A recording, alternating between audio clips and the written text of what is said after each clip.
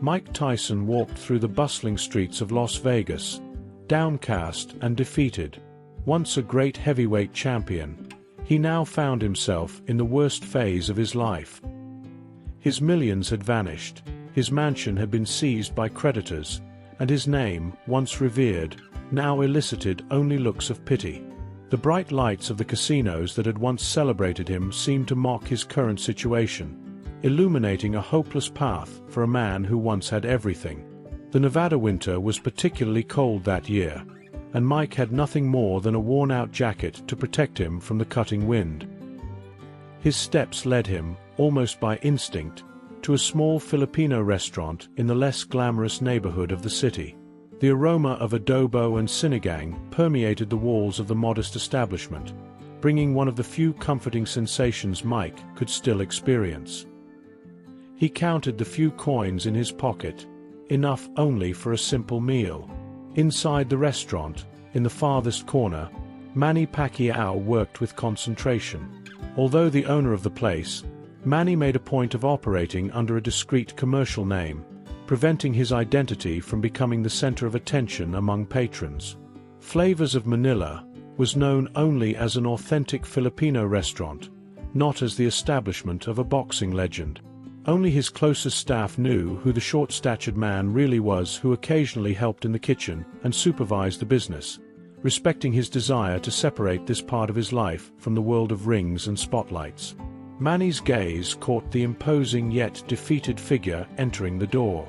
Even with his face partially hidden by the hood of his jacket, it was impossible not to recognize that unique presence.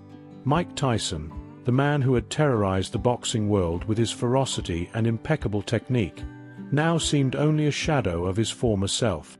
Manny observed discreetly as Mike sat at a secluded table, ordering only a plate of rice with a little meat, the cheapest option on the menu.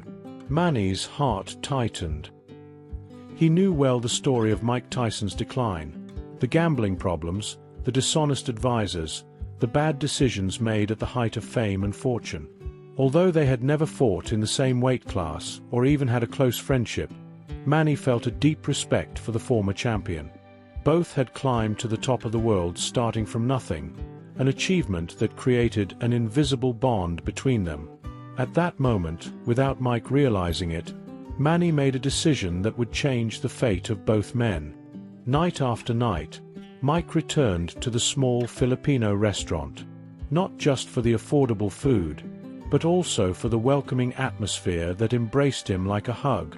Without knowing it, he was being carefully observed by Manny, who discreetly instructed his staff to always serve larger portions to the former champion without charging the difference. Mike, with his pride still intact despite the circumstances, never noticed the gesture of generosity, attributing the abundance on his plate to traditional Filipino hospitality. On a particularly rainy night, Mike arrived soaking wet and shivering. The worn jacket could no longer protect him from Nevada's harsh weather. Manny, working in the kitchen, observed through the small window separating the dining area. His experienced eyes, the same ones that had studied the movements of so many opponents in the ring, noticed the signs of a high fever, the flushed face, the involuntary tremors, the sweat trickling down his forehead even in an air-conditioned environment. Mike could barely finish his meal that night. When trying to stand up, his legs weakened, and he needed to support himself on the table to avoid falling. The few customers present pretended not to notice the fragility of the man who was once feared for his tremendous strength. It was the silent code of respect that exists among those who understand the value of dignity, especially when it's all that remains for someone who once had everything. Concerned about Mike's health and aware that his own presence on the streets could attract unwanted attention, Manny called his trusted manager, Ramon. With precise instructions to be discreet, he asked the employee to follow Mike at a distance, just to ensure he reached his destination safely. Ramon, accustomed to his boss's silent generosity, nodded without asking questions. As Mike staggered out into the rainy night, Ramon followed a few steps behind, maintaining a respectful distance. The rain continued to fall mercilessly, making the already debilitated walk even more difficult for Mike. He followed narrow alleys until he reached a roadside motel, the kind of place where no one asks questions and guests can maintain their anonymity. Ramon observed from afar as Mike entered the tiny, faded room, a cruel contrast to the presidential suites he used to occupy. Upon returning to the restaurant, the manager reported to Manny the precarious conditions in which the former champion lived. Manny listened in silence, his mind already crafting a plan to help without wounding the pride of a fallen champion, something that would need careful planning and, above all, an approach that preserved Mike's dignity. The next morning, Manny arrived at the restaurant earlier than usual. His thoughts had given him no respite throughout the night, as he devised a plan to help Mike without him noticing. He knew well the pride of a fighter, something that remains even when everything else is gone. Offering direct help would be a greater insult than any blow suffered in the ring. The solution would need to be as strategic as his best fights, a sequence of calculated movements where the opponent, in this case, was the cruel destiny that had fallen upon Mike. The first part of the plan began with a call to Freddie Roach, an old trainer who had worked with both of them at different points in their careers. Manny explained the situation straightforwardly, asking for absolute discretion.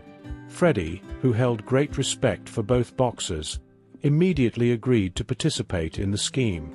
Within hours, news that the legendary Manny Pacquiao was looking for a training partner to help him in a possible return to the rings began circulating in boxing's backstage circles. Meanwhile, in the small apartment above the restaurant, Manny carefully set aside some new training clothes. They weren't luxurious items that would reveal their origin, but pieces of sufficient quality to withstand intense training sessions. Along with the clothes, he also prepared nutritional supplements and vitamins, essential elements for the recovery of Mike's debilitated body. Everything would be delivered as if it were part of a work contract, thus preserving the dignity of the former champion. Late in the afternoon, when Mike appeared for his usual meal, Manny noticed that the fever seemed to have worsened. The dragging walk and red eyes were clear signs that the situation was more serious than he had initially thought. Changes to the plan would be necessary, but Manny was known for his adaptability, a characteristic that had made him such a complete fighter. With a discreet nod, he asked one of his employees to place a potent antipyretic with a glass of water that would be served to Mike, hoping it would be enough to momentarily alleviate his suffering. Throughout dinner, Manny kept himself busy in the kitchen, avoiding any direct contact that might arouse suspicion. He observed through the small window, waiting for the right moment to put the next phase of his plan into practice. When Mike finally finished his meal and prepared to leave, Manny sent his manager to the table with an apparently casual message. The restaurant was looking for a security assistant for weekends, someone with an imposing presence who could discourage possible problems. The salary wasn't high, but it included accommodation in the small apartment at the back of the establishment. It was an offer that seemed circumstantial but had been carefully engineered to sound like a legitimate job opportunity, not charity. Mike eyed the restaurant manager with initial distrust. The difficult years had built around him a wall of skepticism, a natural defense against new disappointments. However, the high fever and the prospect of spending another night in that roach-infested motel made him consider the proposal. After a few moments of hesitation, he accepted with a nod, following the manager to the back of the establishment to see what would be his temporary new home. The small apartment was simple but immaculately clean. A single bed with fresh sheets, a functional bathroom with hot water, and a small dresser for his few belongings. For Mike, accustomed in recent months to the worst conditions, it seemed almost luxurious. The manager handed him the keys, explaining that work would begin the next day and that the owner, Mr. Pacquiao, as he was known in the establishment, would provide instructions in the morning. That night, for the first time in a long time, Mike slept without the constant fear that his few possessions would be stolen during his sleep. Morning brought a surprise. Upon waking, Mike found on the dresser a set of new sports clothes, along with vitamins and supplements. A note explained that it was part of the uniform and benefits of the job, as the function required good physical shape. Mike was suspicious of the unexplained generosity, but his feverish and debilitated body craved the nutrients that had been missing for so long. Overcome by the pragmatism of survival, he took the supplements and wore the new clothes, feeling strangely reinvigorated just by that small gesture of recovered dignity. Leaving the room, he met not the manager as expected, but a short man with Filipino features, who formally introduced himself as the restaurant owner. Mike felt a vague familiarity, as if he had seen that face before, but the fever and years of substance abuse had blurred many of his memories. Despite Manny's fame in the boxing world, the decontextualized environment and Mike's fragile mental state created a barrier to recognition. Manny, realizing this, maintained his discretion, calmly explaining the duties. Besides weekend security, he would need help carrying heavy boxes of supplies 3 times a week. The job also included physical training sessions to maintain the intimidating form necessary for the role, sessions that would be supervised by a professional trainer who was a friend of the owner. Mike's distrust remained, but the prospect of a structured routine exerted an irresistible appeal. He had spent so much time adrift that the simple idea of having schedules and responsibilities sounded like a lifeline amid the turbulent ocean his life had become.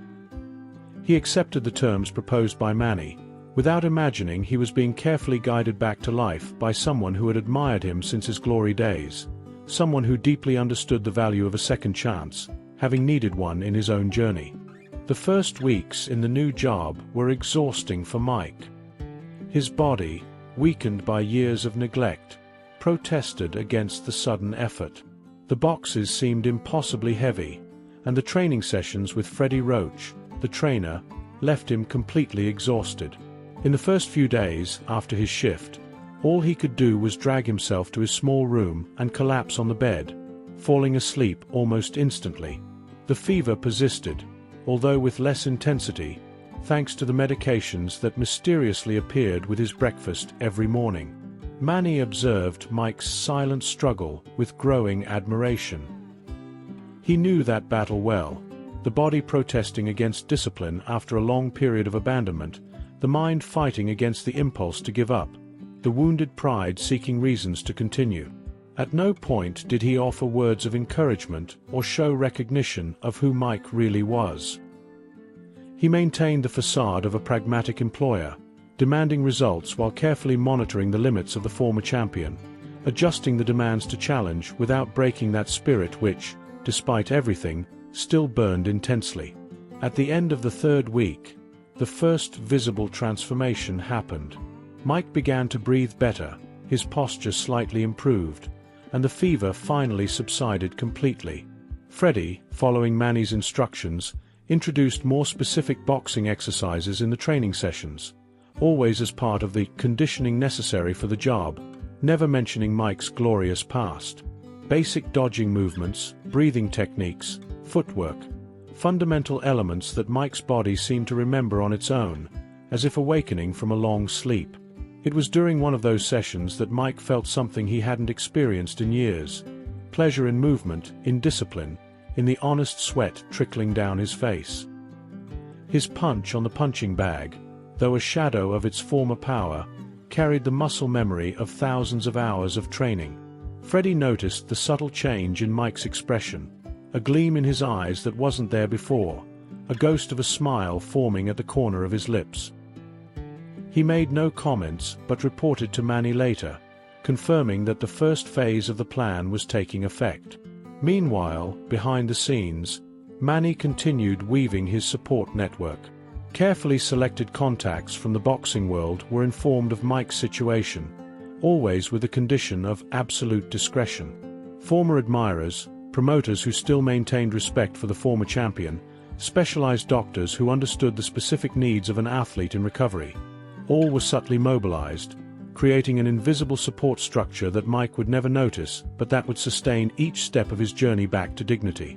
Manny knew that the real challenge wasn't to restore Mike's body, but to rebuild his self-confidence and purpose, an infinitely more complex task that would require patience and wisdom. As days turned into weeks and weeks into months, a solid routine was established in Mike's life. Mornings began early with increasingly intense training, followed by work at the restaurant that now included more responsibilities. Manny had promoted Mike from weekend security to assistant manager, justifying the change with his evident physical improvement and commitment. The salary had also increased, allowing Mike to start building a small financial reserve for the first time in years. With basic expenses covered by the job, housing, food, medicine, each dollar saved became a small brick in the reconstruction of his financial independence. The detoxification process, discreetly conducted by a doctor friend of Manny's, was almost complete. The nausea and tremors that had tormented Mike in the first days had disappeared, as had the chronic insomnia that had plagued him for so long. His body, once a map of destruction and neglect, began to recover its characteristic definition. Muscles started to fill the empty spaces, and motor coordination gradually returned, evident in the way he manipulated objects and moved through space, with a feline grace that only great athletes possess. However, while his body flourished again, Mike's mind waged silent battles. During the night, nightmares about his fall constantly visited him. The moments of public humiliation, the cruel headlines, the former friends who disappeared along with his fortune. Shame still burned intensely, a more formidable adversary than any opponent he had faced in the ring. In his darkest hours, he questioned whether he deserved this second chance, whether it wouldn't be better to have remained in the shadows, forgotten by the world that once adored him. Manny perceived these internal struggles without words being necessary. He recognized the signs, the distant look during certain moments of the day, the momentary hesitation before entering environments with many people, the tendency to keep his head down when older customers commented about boxing. Patiently, he created situations that forced Mike to face small emotional challenges, asking him to answer important phone calls, representing the restaurant in negotiations with suppliers, gradually assuming a more visible and responsible position within the establishment. It was during one of these situations that the first major test occurred. A group of American tourists, clearly boxing fans, entered the restaurant animatedly discussing the great champions of the past.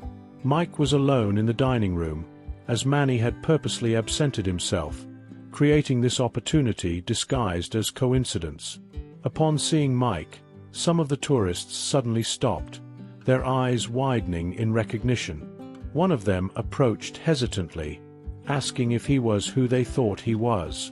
For the first time in years, Mike directly confronted his past, confirming his identity with newly discovered dignity. What followed surprised everyone, especially Mike himself. Instead of mockery or pity, he found genuine admiration. The tourists, true connoisseurs of the sport, spoke of his historic fights with reverence, citing specific moments of greatness that not even Mike remembered. They requested photos, asked for autographs, treated him like the legend he truly was. When they finally departed, they left behind not just a generous tip, but something infinitely more valuable: the first seed of reconciliation between Mike and his legacy.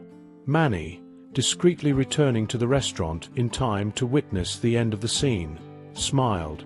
The true recovery, he knew, had finally begun. Autumn arrived in Las Vegas, bringing winds of change. Mike was unrecognizable, both physically and emotionally. His body had recovered much of the strength and definition that had made him famous, while his mind seemed clearer and more focused than at any other time in recent years. The small apartment at the back of the restaurant was now impeccably organized, reflecting the discipline that had returned to govern his life. His savings grew steadily, and he had begun to plan a future that, until recently, had seemed impossible. One morning, after a particularly intense training session, Manny invited Mike for a conversation in his office. The casual tone of the invitation did not reveal the importance of the moment that Manny had carefully planned for months. It was time to reveal the truth, but in a way that preserved the dignity that Mike had reconquered with so much effort.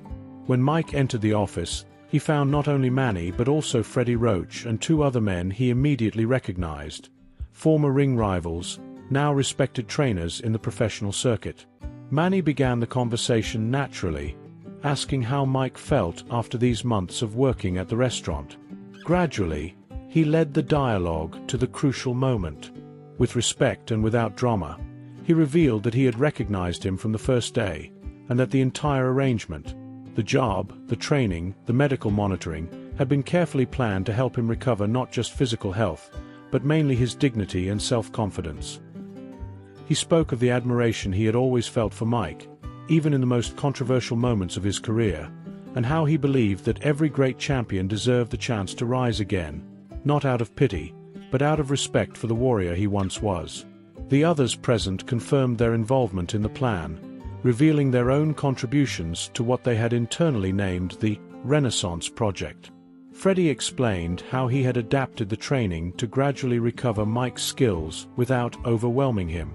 One of the former rivals told how he had discreetly mobilized his network of contacts to ensure that no information about Mike's situation leaked to the press, protecting him from unwanted exposure during this vulnerable period.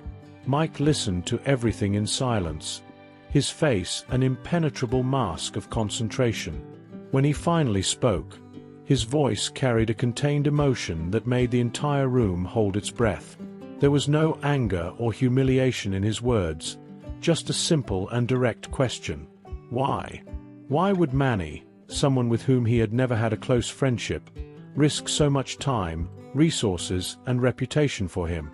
What could motivate such an act of generosity for someone most of the world had discarded as a lost cause?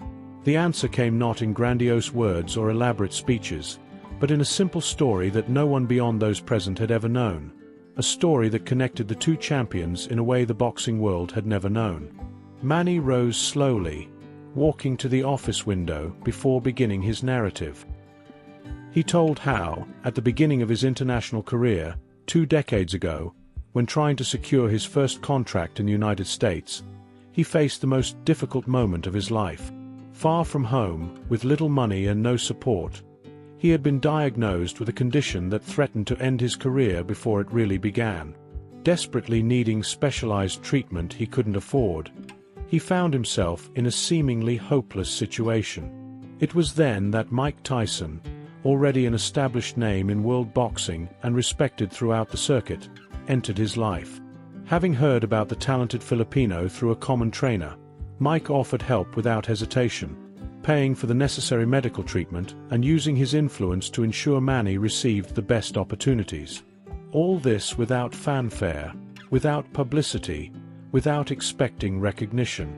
Mike had never mentioned the matter again, and the two followed separate paths, meeting only occasionally at boxing events over the years. Manny turned to face Mike, whose face now showed signs of recognition and distant memory emerging through the mists of time. He explained that when he saw Mike enter his restaurant on that rainy night, completely destroyed and hopeless, he immediately knew it was his chance to give back, not out of obligation, but out of deep respect for the code of honor they both shared as warriors of the ring. "You saved my life when I had nowhere to go," concluded Manny. "How could I do less for you?" The silence that followed was broken by Freddie Roach, who revealed that Mike's job at the restaurant had been just the beginning. Behind the scenes, the group gathered in that room had developed a long-term plan to reintegrate Mike into the boxing world, not as a fighter, but as a trainer and mentor for young talents. A community gym was being renovated on the outskirts of Las Vegas, with equipment donated by various current champions who admired Mike's legacy. Everything was ready to be inaugurated under his direction, should he accept the challenge. Mike rose slowly, his emotions clearly visible despite attempts to contain them. He walked over to Manny and, in a gesture that spoke more than words, extended his hand in gratitude. The handshake spontaneously transformed into an embrace, two warriors recognizing each other's strength, two men who deeply understood the value of resilience and dignity. No grandiose words were exchanged, no exaggerated promises made. Just the silent recognition that true greatness in sport, as in life, is not measured by the titles conquered, but by the ability to rise after a fall, and more importantly, the willingness to extend a hand to those who have not yet found the strength to do so for themselves. In the weeks that followed, Mike gradually assumed his new role. The community gym, simply named Second Round, opened its doors to young people from all neighborhoods of Las Vegas, especially those in vulnerable situations. Mike discovered in himself a natural talent for teaching, transferring not just boxing techniques, but valuable lessons about discipline, perseverance, and humility. Manny remained by his side as a silent partner in the enterprise, taking care of administrative aspects while Mike focused on what he did best, inspiring by example. The story of the extraordinary friendship between two champions from such different worlds remained largely unknown to the public. There were no sensationalist interviews, emotional documentaries, or self-help books.